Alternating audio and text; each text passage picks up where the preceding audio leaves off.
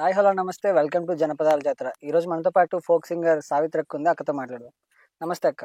నమస్కారం అండి. నువ్వు మస్తు పాటలు పాడతావు నేను అక్క. అవును, ఎసంటి పాటలు పాడతావు అక్క? నేను ఎలాంటి పాటలైనా వాడతాను.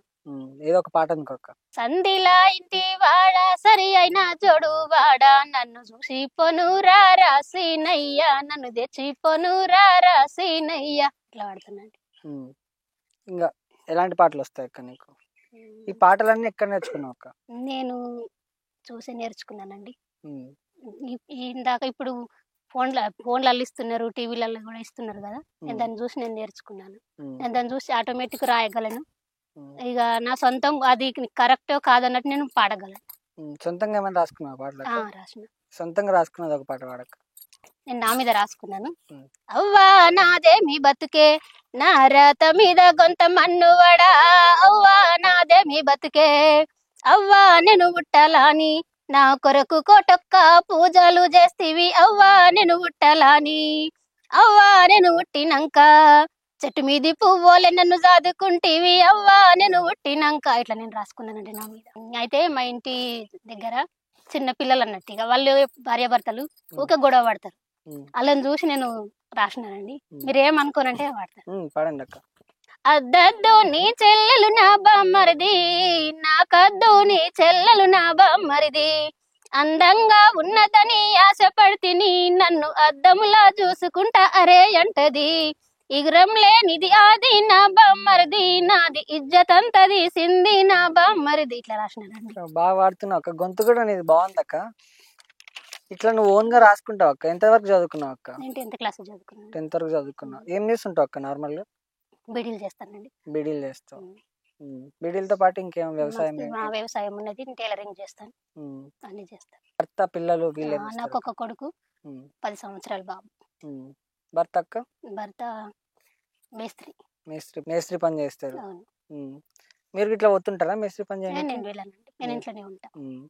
బీడీలు చుట్టేటప్పుడు ఇట్లా పాటలు పాడతావు కదా అక్క? ఎసంటి పాటలు పాడతావు అక్క? హజారు ఆకు తెచ్చి నానబెట్టి నారదీసి నల్లక తెరచేత పట్టి, తల్లిదండ్రుల మర్చిపోతీవే ఓ భారతమ్మ, ఇండ్ల నీకు లాభమేముందే నా భారతమ్మ. ఇట్లా అనుకుంటావాడి రాసిన. ఇంకా మీ హస్బెండ్ పేరేందక్క? రాజు. రాజు. రాజన్న మీద ఏమైనా పాట రాసుకున్నావు మరి? రాసినావా? ఇది వాడక్క ఒకసారి.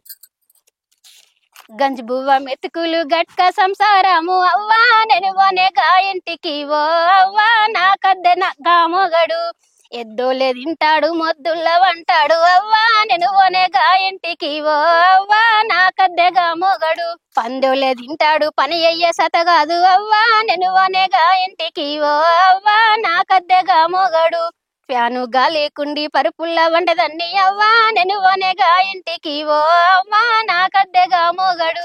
ఇట్లా రాసిందండి. బాగా రాసిన. మరేంత తిడుతున్నావు మా రాజన్నని? ఇక తిట్టాలనిపించింది. ఎప్పటికీ ప్రేమగా ఉంటే తిట్లు కూడా ఉండాలి కదా మధ్యలో.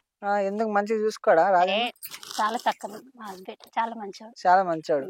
మరి ఓన్ అంటున్నావు, వాళ్ళ ఇంటికి ఓన్ అంటున్నావు ఎందుకు అక్క? నా దగ్గరికి రావాలని, నన్ను విడిచిపెట్టకుంటుండాలని. నీ దగ్గర రావాలనా? ఇంకా పిల్లల మీద ఇట్లా ఏమైనా రాసుకున్నావు అక్క? పిల్లల పేర్లు ఏందక్క? నా కొడుకు పేరు మున్నా, స్వర్ణ దీపక్, కానీ ముద్దుకు మున్నా అంట. మీలాగా ఉంటాడు మా కొడుకు. అలాగే ఉంటాడా? ఈ మధ్య అందరు అలాగే ఉంటారు. లేదు, నా కొడుకు అందగాడు, పెద్దగా అయితే ఇట్లా పెరిగిన తర్వాత కూడా మీలాగానే ఉంటాడు. పిల్లల మీద ఇట్లా ఏమైనా పాటలు రాసుకున్నావు? పాడక్క ఒకసారి. ఉసిరి చెట్టుకు ఎసిరి ఉయ్యాలా ఊగవేవో మనసా, దొరికితివి చింతల్లా నడుమా, దొరికితివి చింతల్లా నడుమా, నల్ల భూమిలోకెళ్ళి నమ్మిచ్చి తెస్తివి కులగొడితివి కోట, చాలు నీ మర్యాద మాట, చాలు నీ మర్యాద మాట.